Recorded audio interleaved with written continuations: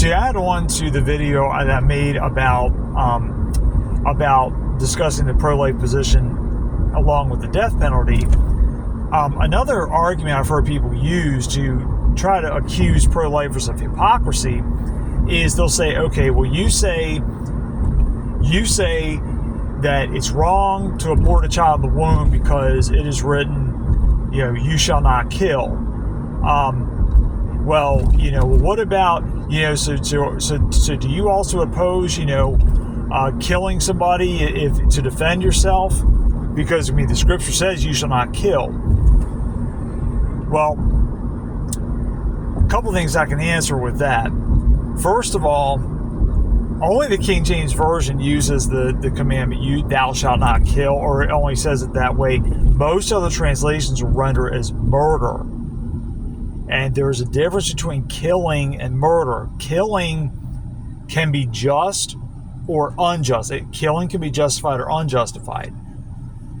Whereas murder, by definition, is unjustified. It's unjust taking of life or unlawful taking of life.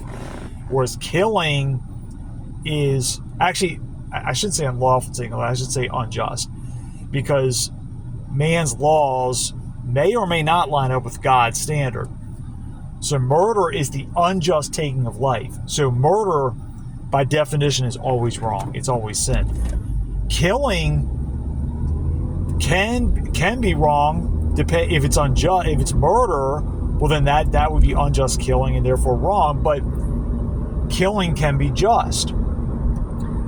And the thing of it is that the scripture actually does give precedent for killing in self-defense.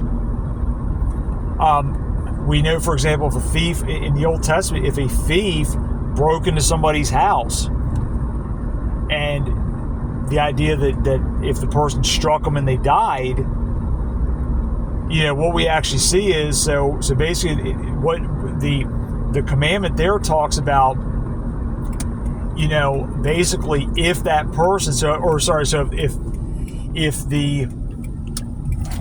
the thief is struck and they end up living after they're struck, well, then the thief now, there's actually guilt on them. But here's the thing, what you don't see is you don't see any guilt charged to the person who struck them. You don't see that. So it is just to strike somebody for even trying to break, that was for breaking into your house. We also know too, is I had a pastor point out that David killed thousands of people in war. He killed thousands of people in war. God never charged David with guilt for killing people in war. And really, because when you're in war, usually it's either kill or be killed. So effectively, it is a form of self-defense, because if you don't kill the person, they're going to kill you. So, and we also have to remember, although I want to be careful using that, because I also recognize too that David was fighting for Israel, and Israel was a theocracy, and Israel had a special place to where oftentimes whenever there was a war, it was literally, the war was, it was whenever Israel was fighting, they were proxies for God himself, effectively. Many times they were actually proxies for God. They were an instrument of judgment that God was using. So I don't want to go too far with that. I want to be very careful, because I don't want to presume to ascribe something that was very unique to Israel in the fact that they were a theocracy and the way they were being used by God.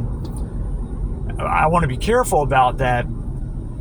But I do feel like, though, that there is certainly a principle there that applies. David killed thousands of people in war, and not one time do we see David being charged with blood guiltiness for all the people that he killed in war.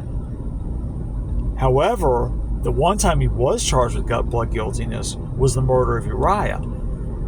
That's because Uriah was killed unjustly. Uriah was innocent. He did nothing wrong. He did nothing deserving of death.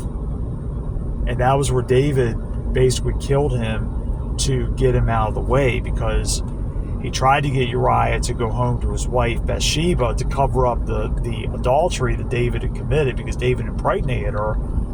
And when twice David failed to get Uriah to go home to basically have conjugal relations with his wife, he basically committed murder by proxy by having him placed in the hottest in the front of the hottest battle. David was charged with blood guiltiness for that, but he wasn't charged with blood guiltiness for all the thousands of people in war that he killed. So what I'm getting at here is that when you look biblically, it is not hypocritical to use the commandment about you shall not kill or you shall not murder. It is not hypocritical to use that to condemn abortion, but then not condemn those who kill in self-defense, because actually Scripture makes a clear distinction between the two. And on top of that, I want to add this too. On top of that, in the Old Testament, so there were. So what would happen was, it would say very clearly that if you struck someone, they die, then you would be put to death. If you lied in wait for someone, if you lied in wait for them, you premeditated the murder and you killed them, then you were to be put to death. That was it. However, and in fact, it even goes as far as to say to take that person away from. In other words, if that you were to take away that person from the altar. In other words, if that person was grabbing onto the horns of the altar like Joab would do, if that person was at the altar seeking mercy, you were to take that person to the altar and kill them.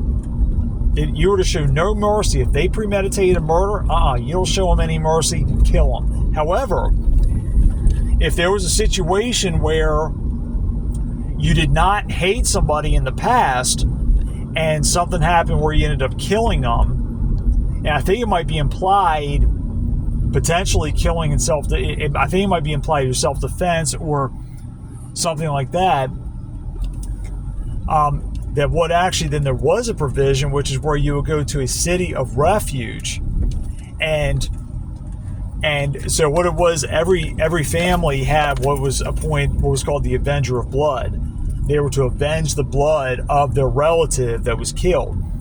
However, they were to create 3 cities of refuge, and whoever killed the person, if that person did not premeditate the murder, then they could actually go to the city of refuge until their case could be heard.